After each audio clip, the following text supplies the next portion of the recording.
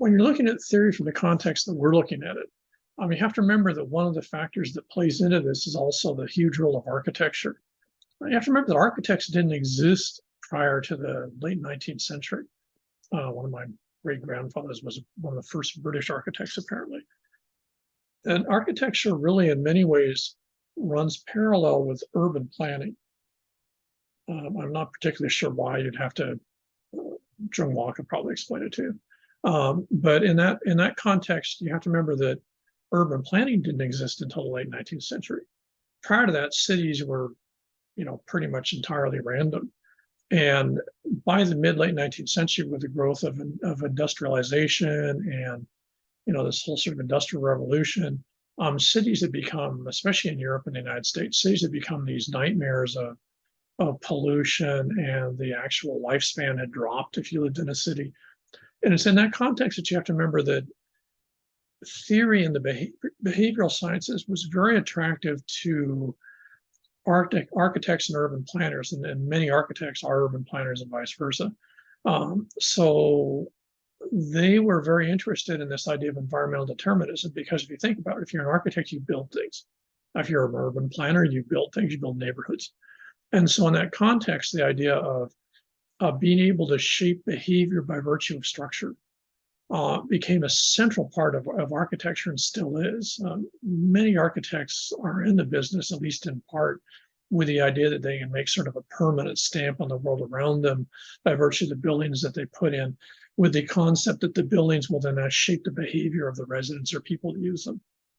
It's a huge area of architecture, always has been, and it's entirely embedded with this idea of environmental determinism. Because you have to remember, environmental determinism isn't just your climatic variation. It's not like just living in Hawaii.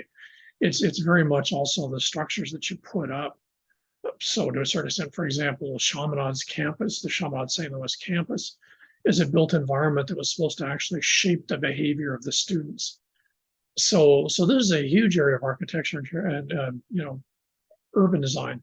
And of course, when out of this becomes interior design, which pretty much is a late 20th century, discipline, even more so, you get this idea that basically an interior designer can shape the behavior of the consumer/occupants by virtue of the things, the way that they lay out the interiors, the things that are in the interiors. And the classic discussion, if you want to think about this, would be the whole idea of the open plan kitchen, open plan main living area, so beloved of the 21st century so far, which is very much this idea of environmental determinism. If you open up areas, then people won't be isolated, they're going to socialize more, which, sounds good in theory until you suddenly add the idea of the, smartphone to that, at which point the whole thing sort of goes poke. So environmental determinism, again, you have to remember, as I mentioned last time, theories are usually generated within a particular discipline or set of disciplines, but they're very, very frequently borrowed and oftentimes have a longer shelf life outside of the disciplines that came up with them, in other disciplines that find them useful either as rationales or justifications or whatever's for things that they already want to do. And architecture, urban planning is great for borrowing both environmental determinism and also the one I want to look at now, which is functionalism.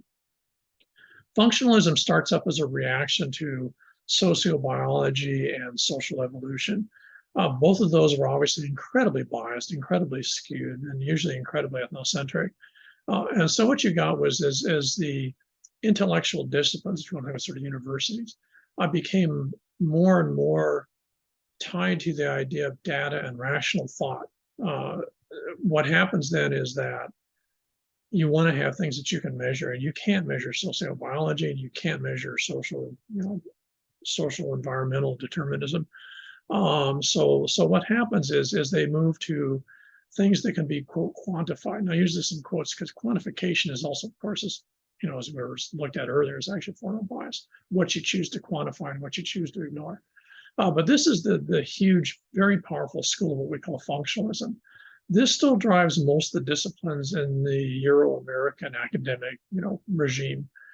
They very much are functional approaches. In fact, I would argue that modern education, as we see it in the 21st century, has become increasingly functional with the idea that somehow you can relate knowledge and learning to testing and sampling, which I find is incredibly naive and not particularly logical.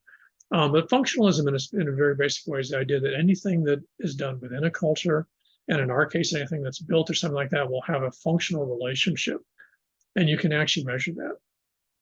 So if you have if you put in a parking lot, the idea that the parking lot is for the purpose of storing cars and moving foot traffic into a shopping mall or something like that would be an example of a functional design. And you hear the word all the time, functional and functional design, functionalism. But the key here is the idea that the thing that you make, the thing that you use, or the thing that you're measuring, has a very clear relationship with some particular goal, and that goal is measurable, and that goal is the only goal. So when you're looking at a parking lot, for example, the argument would be, if you're from a functional standpoint, is the purpose of the parking lot is to park cars and therefore drive foot traffic to shop at the shops and then the parking lot is attached to. That's not inaccurate. And this is the key part that makes functionalism sort of dangerous. Functionalism is usually accurate up to a point. A large proportion of the stuff that we do in the world around us and interact with can be measured functionally, and it has a functional pragmatic component to it. But the idea that that's the only component is where functionalism becomes very dangerous, because you tend to ignore the other functions, for example, of a parking lot. What does the parking lot get used for after hours? Maybe folks are, drag racing mopeds or something on it. Maybe it's for drug deals. Maybe it's just for people hanging out to look good.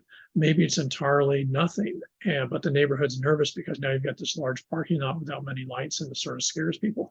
In other words, the actual other impacts of the parking lot that weren't part of the original sort of pragmatic purpose don't mean they don't exist. It just wasn't designed. It wasn't thought of when they designed it. And let me pause for a second and go fish this up, because I'm not sure if I'm switching panels directly. We'll see an example right here.